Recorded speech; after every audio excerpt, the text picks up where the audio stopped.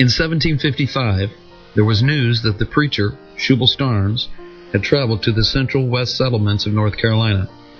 Starnes was demolishing the sins of the backcountry and seeing the settlers converted at an astonishing rate. There was a groundswell of opposition to the preacher, for he was a Baptist and had taken to immersing his converts in Sandy Creek. Morgan Edwards described the preaching and ministry of Shubal Starnes in this fashion. He said, "His voice was musical and strong, which he managed in such a manner as to make soft impressions on the heart, and fetch tears in the eyes in a mechanical way, and anon to shake the very nerves and throw the animal system into tumults and perturbations. All the separate ministers copy after him in tones of voice and actions of body, and some few exceed him."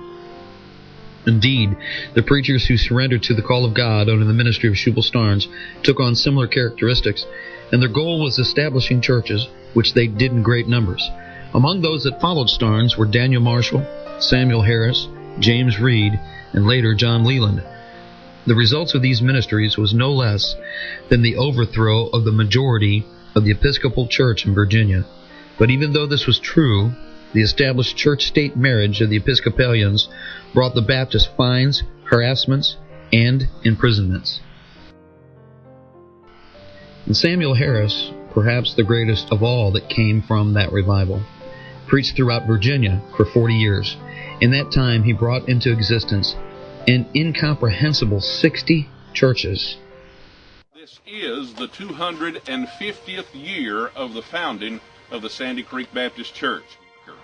I would like to take the opportunity to read the words that would be on the next marker. It is a marker that honors the Sandy Creek Baptist Church as well as the Sandy Creek Baptist Association. Sandy Creek Baptist Church. In 1754, Shubal Starnes led a group of Baptists from New England southward. They tarried for a season in Virginia where they were joined by Daniel Marshall, brother-in-law of Starnes. While there, Starnes received letters from North Carolina informing him that preaching was greatly desired by the people of that country, and in some instances they rode 40 miles to hear one sermon. Again, they traveled south, arriving at this site in November of 1755.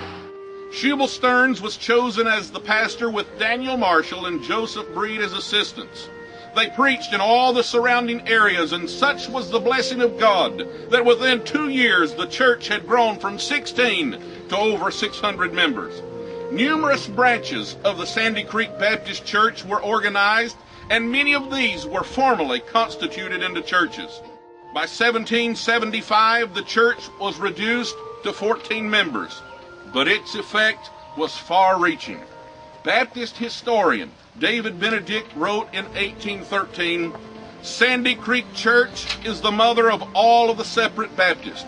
From this Zion went forth the word, and great was the company of them who published it, insomuch that her converts were as drops of morning dew.